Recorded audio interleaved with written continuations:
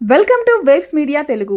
బాధితులైన బొల్లా బ్రహ్మనాయుడు, రమేష్లను కావాలనే కేసులో ముద్దాయిలుగా చేర్చారని పల్నాడు జిల్లా వైఎస్ఆర్ కాంగ్రెస్ పార్టీ అధికార ప్రతినిధి ఎంఎన్ ప్రసాద్ ఆరోపించారు.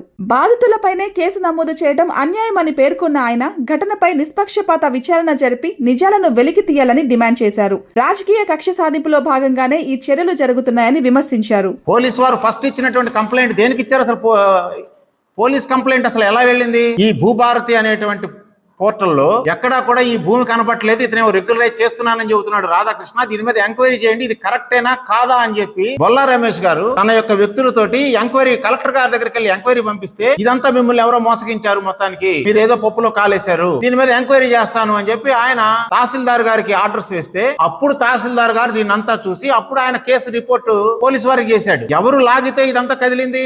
ఇదంతా కూడా బొల్లా రమేష్ గారు తన డబ్బులన్నీ ఇచ్చున్నాను, ఇదంతా కరెక్ట్ గా కనపట్లేదు, నా డబ్బులు తిరిగి మరి నాకు ఇవ్వాల్సిన బాధ్యత వాళ్ళకున్నది, ఇది కరెక్ట్ కాదనుకుంటా, మరి దీన్ని ఎంక్వైరీ చేయండి అని చెప్పి కలెక్టర్ గారి దృష్టికి, కన్సర్న్ రెవెన్యూ అఫీషియల్స్ దృష్టికి తీసుకెళ్లినటువంటి వ్యక్తి బొల్లా రమేష్ గారు. ఆశ్చర్యకరంగా అతను ముద్దాయి చేశారు. ఎవరైతే బాధితుడు ఉన్నాడో అతన్ని ముద్దాయి చేయడం అనేది ఇది ఎక్కడి రాజకీయం? ఆ రాధాకృష్ణ ఇంతవరకు మీరు సెక్యూర్ చేయలేదు అతన్ని. రేపు ఆశ్చర్యకరంగా అతని చేత కూడా చెప్పించవచ్చు మీరు. వాళ్ళైతే రాశారు ఇక్కడ, రేపు ఇదంతా నాకేం తెలియదండి, ఇదంతా రమేష్ బ్రహ్మనాయుడు గారు చేయించారని కూడా చెప్పొచ్చేమో. మరి ఆ జీవోల సంగతి, ఆఫీసర్ల సంగతి వీళ్ళకేం తెలుసు?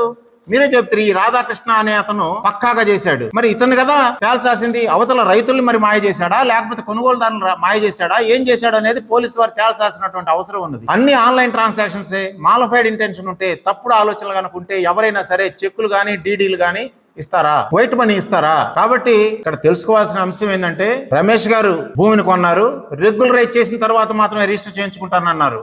రెగ్యులరైజ్ కాకపోతే గవర్నమెంట్ భూమి గవర్నమెంట్ దగ్గరే ఉంటుంది. ఎవరు దోపిడీ చేస్తారు గవర్నమెంట్ భూమిని? అది రెగ్యులరైజ్ అవ్వాల్సింది, చేయాల్సింది ఎవరు? గవర్నమెంట్ చేయాలి. కాబట్టి నష్టపోయిన వాళ్ళు ఎవరు? వీళ్ళు. ఇక్కడ వీళ్ళ మధ్య ఉన్నటువంటి విషయం రెవెన్యూ ఆఫీసర్ల దాకా తీసుకెళ్లిన వాళ్ళు ఎవరు? కొనుగోలుదారులే తీసుకెళ్ళాడు. కాబట్టి ఇదంతా చాలా క్లియర్గా ఉంది. కానీ తహసీల్దార్ గారు పెట్టినటువంటి ఫస్ట్ ఎఫ్ఐఆర్లో కూడా ఎవరి పేరు ఉంది?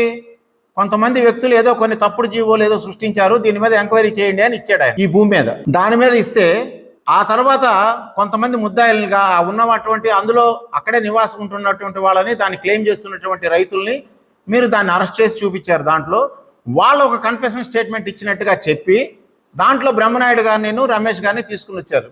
ఒక confession statement given before police officer, దానికి ఏమి లీగల్ వాల్యూ, మీరు చెప్పి రాయించుకున్న దానికి లీగల్ వాల్యూ ఉండదు.